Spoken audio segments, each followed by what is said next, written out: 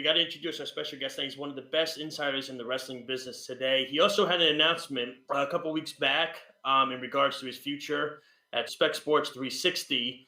We'll let him talk about that as well, but he is one of the best guys in the business today. We are so appreciative to have him on because we know how busy he is.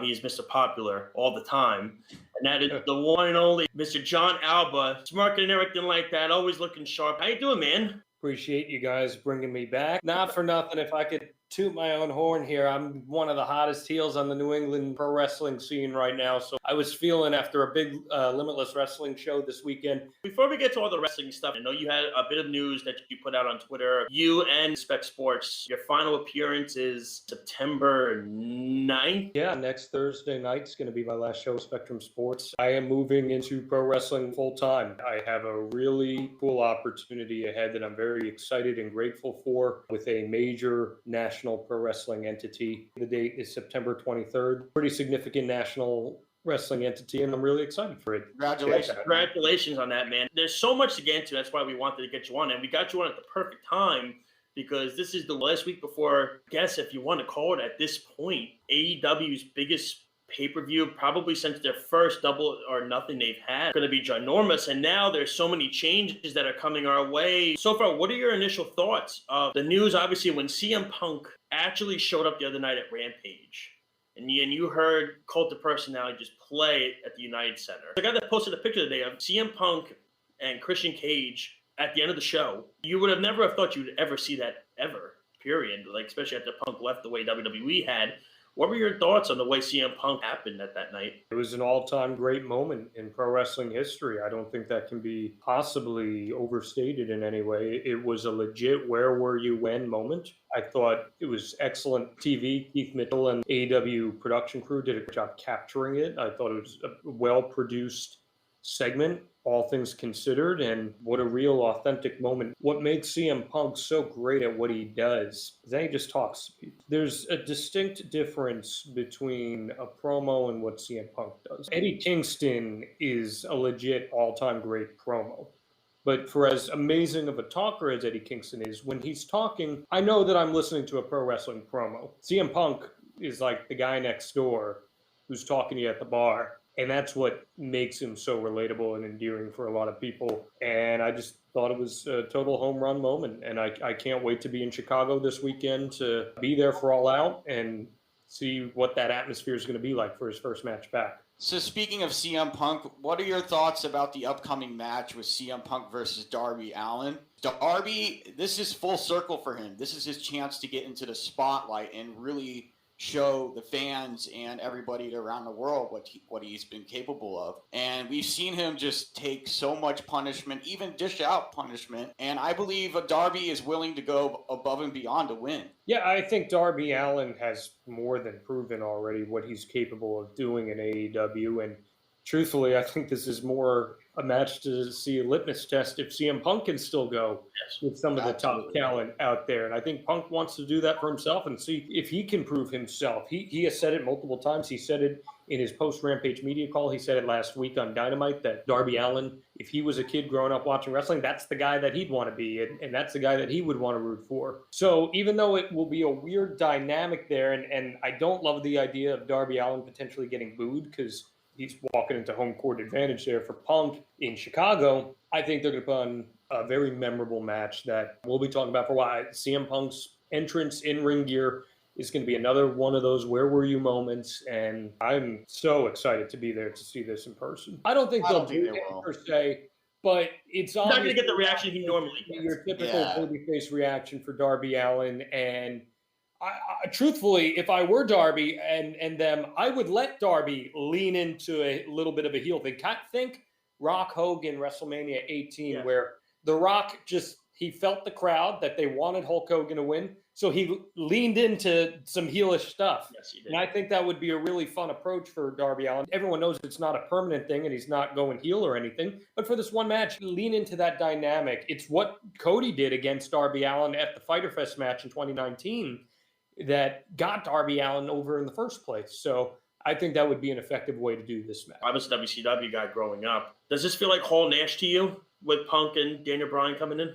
It's bigger in the sense that Bryan Danielson and CM Punk are bigger names at this moment in time than Kevin Nash and Scott Hall were at the time. Environment is totally different, and there are not as many people watching wrestling now as there were back then. So it's kind of hard to compare in that sense. But in terms of actual name value, they are bigger names.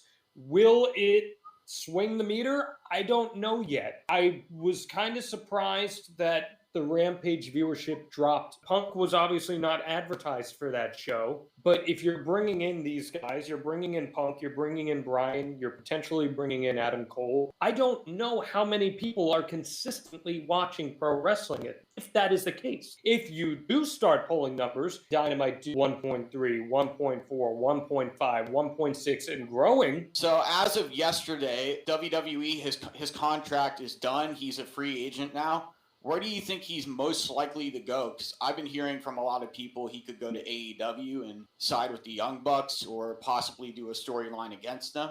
That's an option for him given his history with the Elite. Kenny Omega and the Young Bucks have a ton of history with Adam Cole. So in theory, there's always a route there. My gut says he does go to AEW. I don't think there is a lot left for him to do in WWE.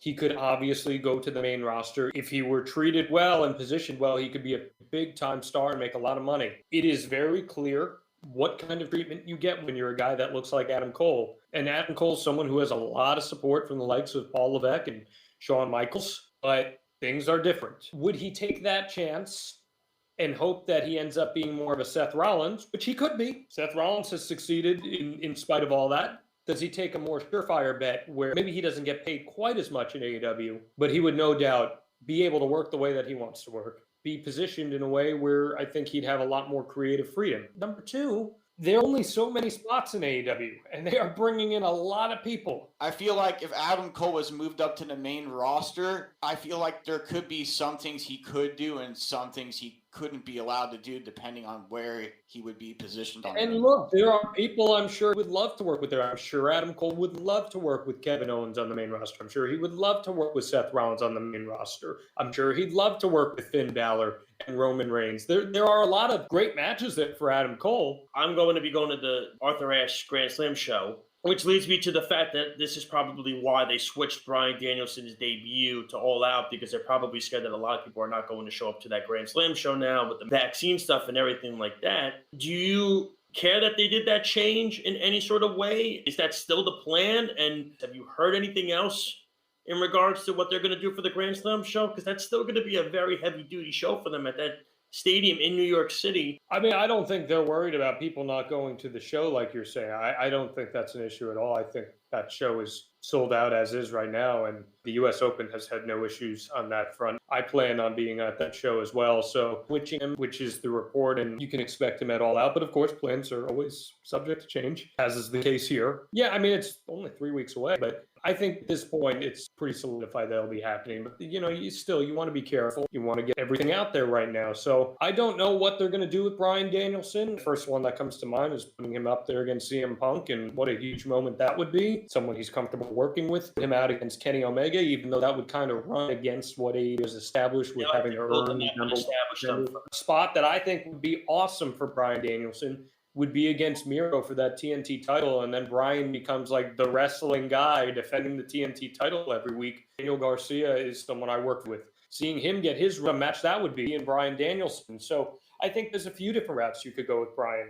No fears of that being changed. Have you heard anything else that they could possibly do if Danielson shows up at All Out? I would think they would have to have a big surprise planned at the Grand Slam show. If Adam Cole comes in, that's certainly a place that you could debut Adam Cole. I thought Ruby Soho debuting there would make a lot of sense, but it seems like she's probably going to be debuting at All Out instead, especially based on her vignette last night that aired. Yes. So I guess we'll find out. Bronson Reed. Vince McMahon, it was his call to release Bronson. It's absolutely ridiculous to me because this is a guy who has so much talent and he's exceptionally gifted. I feel like there's multiple places he could go. One in particular would be New Japan. You could put him against Tomohiro Ishii or one of the bigger guys over there like Minoru Suzuki. Or you could put him against Miro in AEW, and that would be great. Put him against Jeff Cobb in New Japan, and that will make $1 million.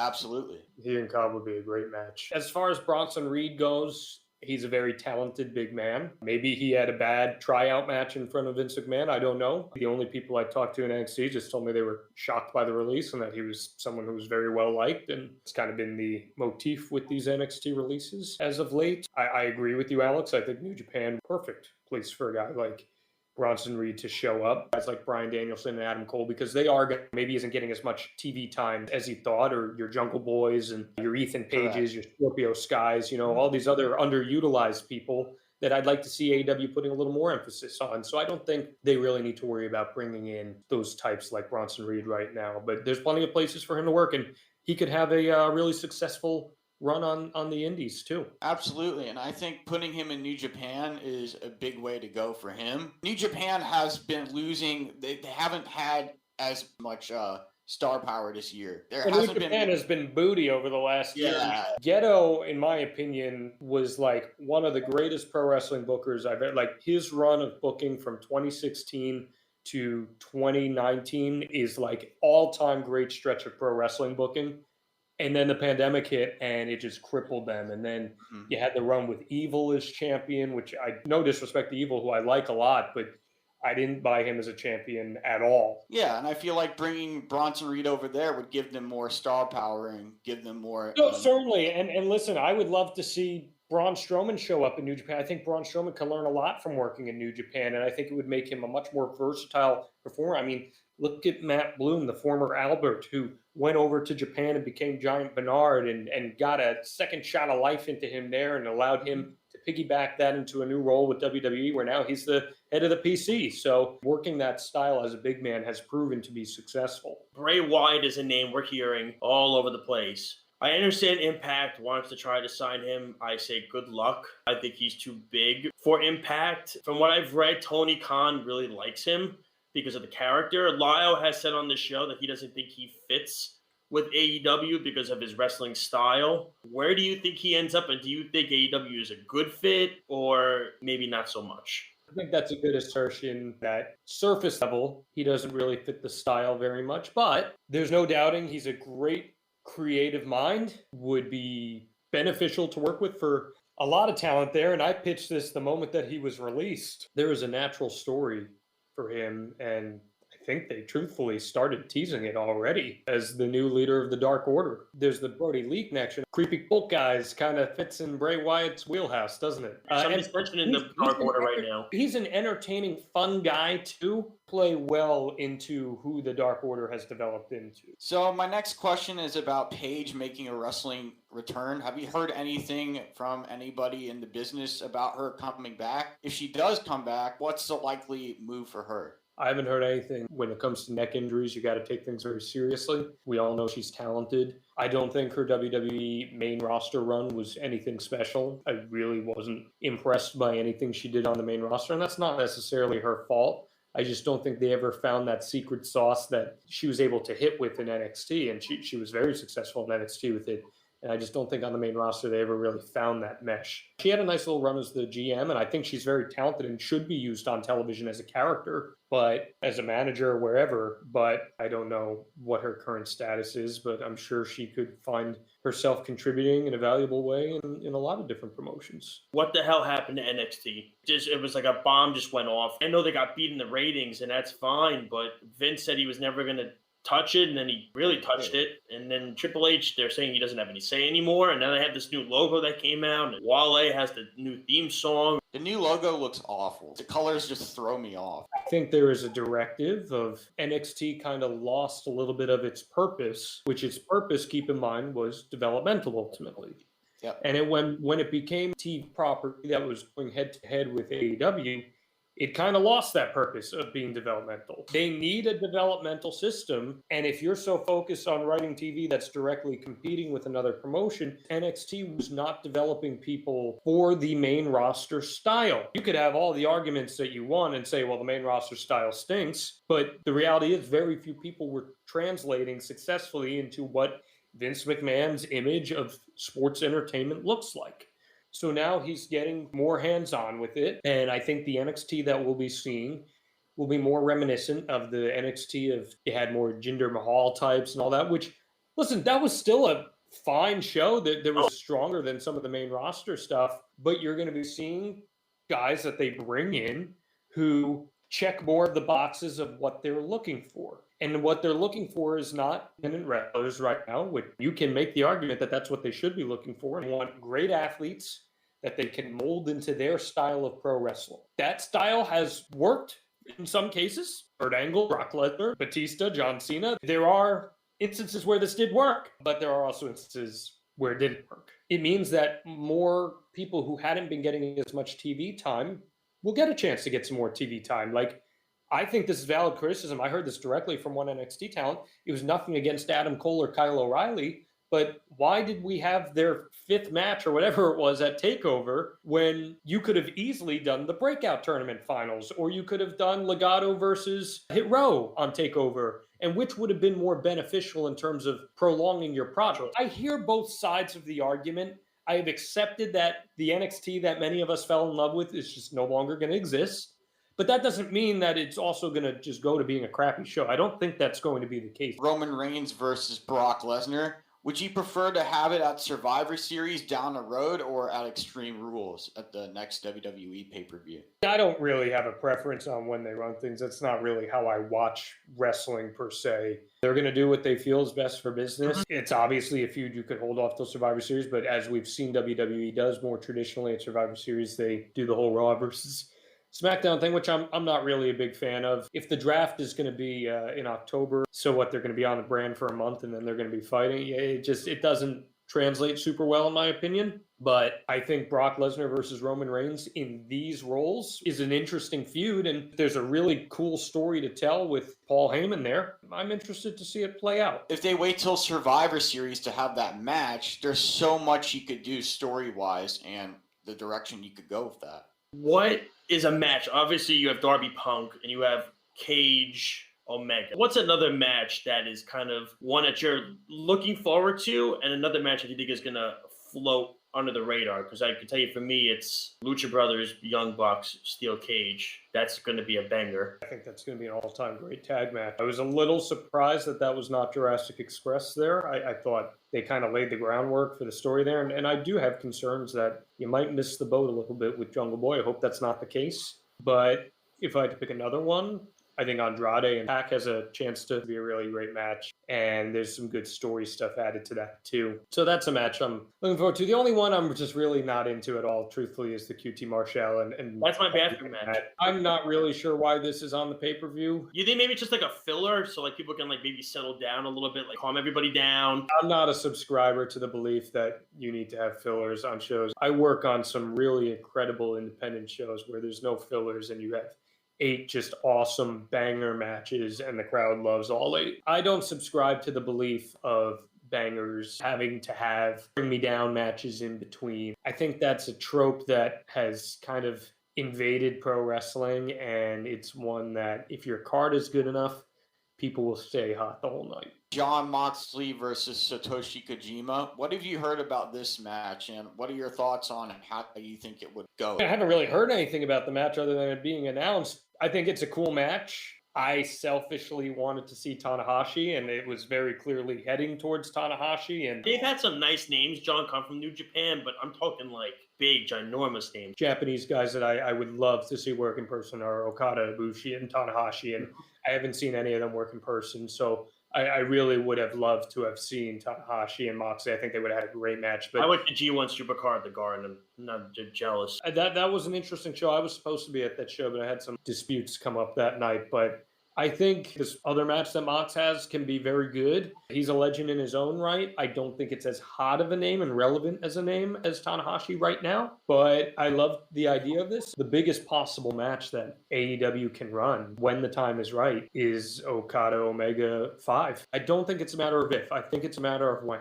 But I think it's inevitable. There was somebody that said Bryan Danielson, he really wants to work with Will Ospreay. And what a coincidence, Bryan Danielson's going to AEW. And oh, by the way, Will Ospreay's on U.S. soil right now. Hello, this is a really good opportunity for this to go down. I mean, this would be a great time for this to happen. I mean, if we're opening that forbidden door, there are a million incredible matches. Okada Omega, Ibushi Omega on U.S. soil, Bryan Danielson, and Tanahashi or Shingo Takagi, Hiromu Takahashi versus I love Hiromu. Ray Hiromu's Phoenix. A million awesome matches out there if you allow for it.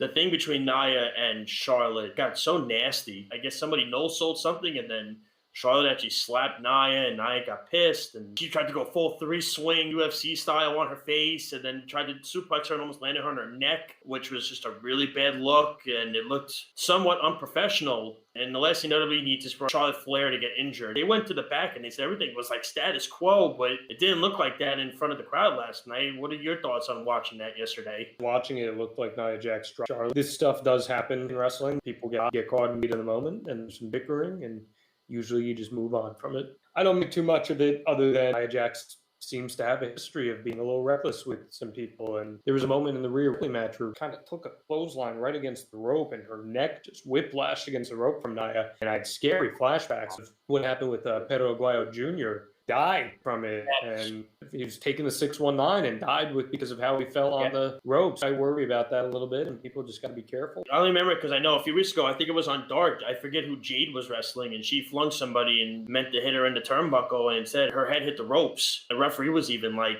scared afterwards because that complete botch and miss, and then she tried to suplex her and dropped her. And I was like in the Jade match, and I went, ay, ay, ay. But when are you leaving for Chicago? Early Saturday morning, working until like midnight Friday. Then I'm on like a 4 or 5 a.m. flight to Chicago, and then I'm going to the Cubs game that afternoon. My first trip to Wrigley. I've never been to Wrigley. I've been to Wrigley. Baseball is my sport, so I want to get there. I know you're a Yankee fan, right? I grew up a Yankee fan, but I worked for MLB Network, and I just love baseball. So Wrigley is kind of on that Mecca list that I haven't gotten to. And then next summer, I'm going to get to Pittsburgh. I'm really excited about that. I love going to Pittsburgh. I can't wait to go there. So I'll be going to Wrigley Saturday afternoon. Saturday night, still up in the air is what's going to be going on. And then Sunday, you're going to find some park and you go to a bar and you're going to hang out. I'm going to be at the Grand Slam show. I'll message you. If you have time to chat, and if you do have time to say hi, for sure, I will be there. That's actually going to be my first AEW show. I had tickets to the Prudential Center show, but because my wife is pregnant and it's going to be an indoor stadium of 14,000 people, not for me. I just can't. Unfortunately, it sucks. The Arthur Ashe show is going to be the bigger of the two, ultimately. They're going to be running Long Island. But the funny thing is, I would have loved to have gone to that show, too. That's like 2 weeks before her due date. Yeah. So well, that's going to be interesting because I believe they're running the venue a week after WWE is. They are. November 29th is WWE. They're doing the Raw show. I am curious to see how those shows draw against one another. But the crowd, I mean, Long Island is huge for wrestling. Right, and it's traditionally WWE territory, so I'm curious to see how those two compare in terms of attendance and ticket draws. And you're flying out of New York, right, to go to Chicago on Saturday? No, I'm in Florida, Orlando to O'Hare, and then... Oh, we're swapping places. See, I'm going to Orlando on Saturday, so we're swapping places. Oh, nice. Yeah, nice. And then I'm going there with my family. We're going to Universal, and then I have to quarantine at their house for about a week or so. These were tickets I bought even before she was pregnant. Right. So I'm not going to go home. I'm going to wait a week or so and get the test and do it that way. Well, so you'll be able to watch me on television then in my final week on TV. There you go.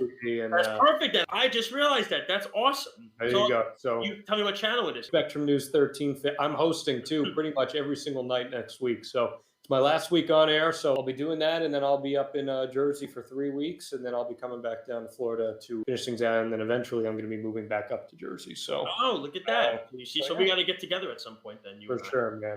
We really do. But I'm saying, because I got to figure out if most of the TVs in hotels are smart TVs now.